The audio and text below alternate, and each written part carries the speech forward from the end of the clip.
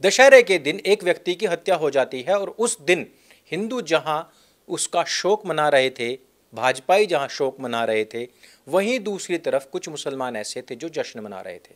मरने वाला था बाबा सिद्दीकी, लेकिन जश्न मनाने वाले या खुश होने वाले लोगों में से कुछ लोग ऐसे भी थे जिन्होंने इस वध या हत्या का आरोप भी हिंदुओं पर डाल दिया था। लेकिन जैसे ही चौथा आरोपी गिरफ्तार होता है, जिसका नाम था जीशान अख्तर, उससे गिरफ्तार होते ही सब भौचक्के के रह जाते हैं कि आखिरकार ये हुआ क्या।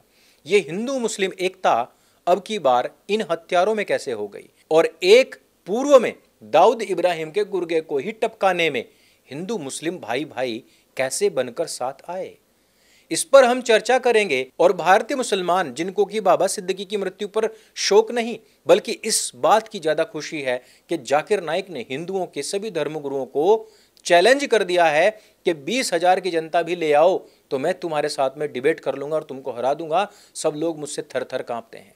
जबकि मैंने अपना कोर्स 2.5 मोर्चे का चक्रव्यूह उनको भेजा और 3 दिन पहले उनको ये प्राप्त भी हो चुका है। उनकी संस्था ने अभी तक कोई रिप्लाई नहीं दिया है, जबकि हमने उनको पूर्व में भी काफी सारे ईमेल डाले हुए हैं। यानी कि आप समझ जाइए कि इन लोगों का नया नबी जाकिर नाइक और उसकी पूरी पूरी संस्था इससे क्यों भाग रही है।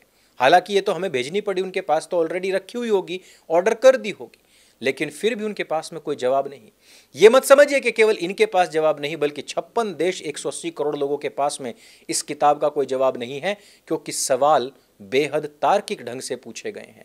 अब आप स्वयं समझ सकते हैं कि इतने कम समय में ही जब इसका चतुर्थ संस्करण और 20,000 प्रतियां लोगों तक पहुंच जाती हैं तो इसके अंदर क्या ही बात होगी।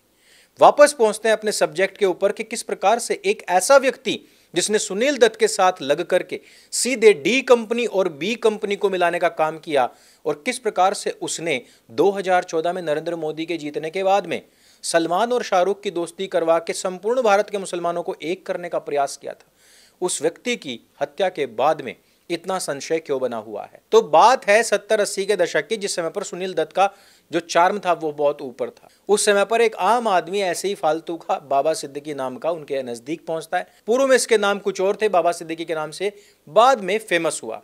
सुनील दत्त जी के साथ में इसकी मित्रता थोड़ी सी बढ़ी और फिर उनके ऊपर आता है एक बहुत ही कठोर समय। वो समय होता है तब जब संजय दत्त की दोस्ती हो जाती है दाऊद इब्राहिम से। उसके घर से पकड़ी जाती है AK-47। मुंबई के अंदर हो रहे होते हैं दंगे।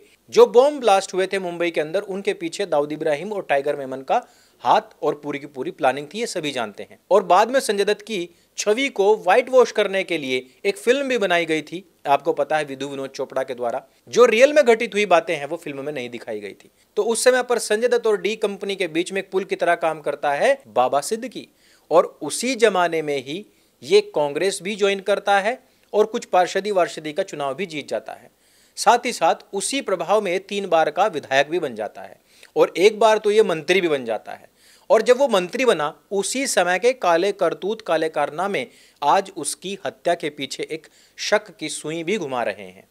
लेकिन जब डी कंपनी के साथ में इसकी दोस्ती हुई तो बॉलीवुड में भी इसकी तूती बोलने लग गई। बाद में ये पूरे के पूरे बॉलीवुड और डी कंपनी के बीच का भी एक बड़ा पुल, एक बड़ा ब्रिज बन करके लोगों के सामने उभरा। ये कोई फिल्म बनाए अथवा ना बनाए, लेकिन इसकी एक आवाज पर पूरा बॉलीवुड इसके कदमों में पहुंच जाता था। यानी कि यहां पर दाऊद का दूसरा प्रतिरूप बनकर के बाबा सिद्दीकी उभर रहा था। लेकिन जिस समय पर इसका वर्चस्व बढ़ रहा था, एक जमीन के छोटे से टुकड़े के कारण दाऊद इब्राहिम से इसकी दुश्मनी हो जाती है।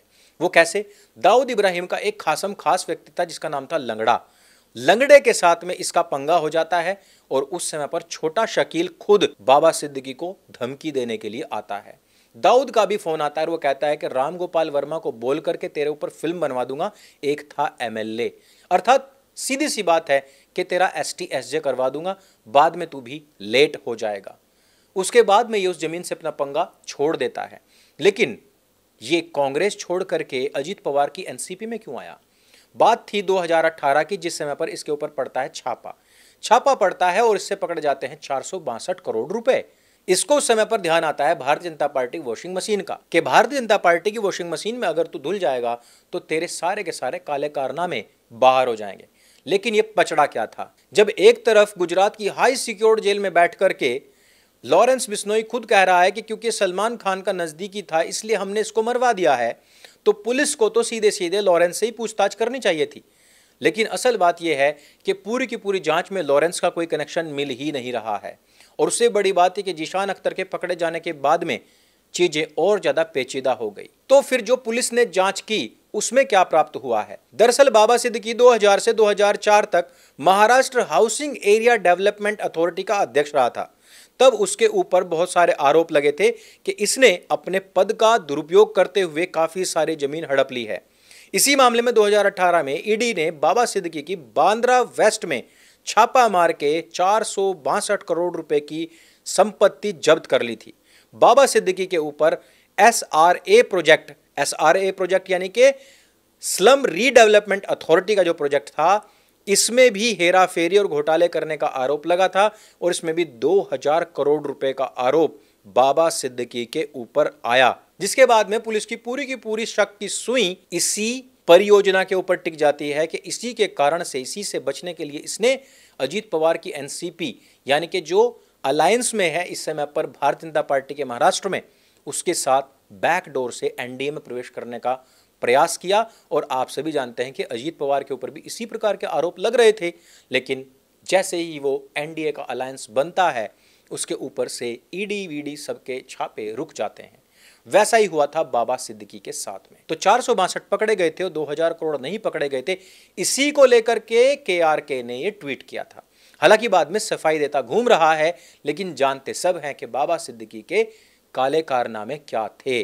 डी कंपनी ऑलरेडी इसके पीछे पड़ी हुई थी और उससे भी बड़ी बात कि जब से ये एनडीए में पहुंचा था तब से इसके द्वारा पूर्व के जितने भी काले कारनामे थे वो भी खुल जाने का कहीं ना कहीं अंदेशा था। तो पुलिस को भी ये लग रहा है कि लॉरेंस बिश्नोई तो बस बहती हुई नदी में हाथ धोने का प्रयास कर रहा है।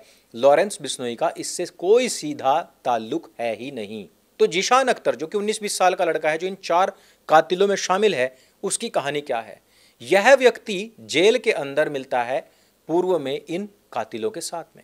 ये लोग प्लान बनाते हैं कि हम कुछ बड़ा करने वाले हैं और उसके लिए प्लान करते हैं। जीशान अख्तर उसी समय पर जिसको टारगेट बनाया जाता है उसकी रेकी करता है, सब कुछ जानता है और फिर जाकर के इस व्यक्ति को टारगेट किया जाता है, यानी कि बाबा सिद्दीकी को। बाबा सिद्दीकी टारगेट होता है, सब लोग पकड़े जाते हैं, अंततोगत्वा पेंच फंस जाता है कि चीजें कहां से निकली हैं। क्योंकि सलमान शाहरुख को 2014 में मोदी के आने के बाद में मिलवाने का काम तो बाबा ने किया था। बाबा सिद्दीकी की जो अंतिम यात्रा थी उसमें सलमान खान भी शामिल हुआ था और वो बड़ा भावुक भी था। लेकिन जिस समय पर सलमान खान के घर के सामने ताबड़तोड़ गोलीबाजी हुई थी उस समय पर बाबा सिद्दीकी ने कुछ नहीं कहा था और ना ही बाबा सिद्दीकी ने उसके बाद कोई प्रतिक्रिया दी थी। तो लॉरेंस ने बाबा सिद्दीकी को केवल इस बात के लिए टारगेट क्यों कर दिया कि उसने सलमान और शाहरुख की दोस्ती करवाई थी? चीजें अभी भी पेचीदा हैं। आप लोगों को क्या लगता है? इस वीडियो के अलावा भी आपने बहुत सारी न्यूज़ देखी होंगी, इनमें बहुत सारे खुलासे हुए होंगे।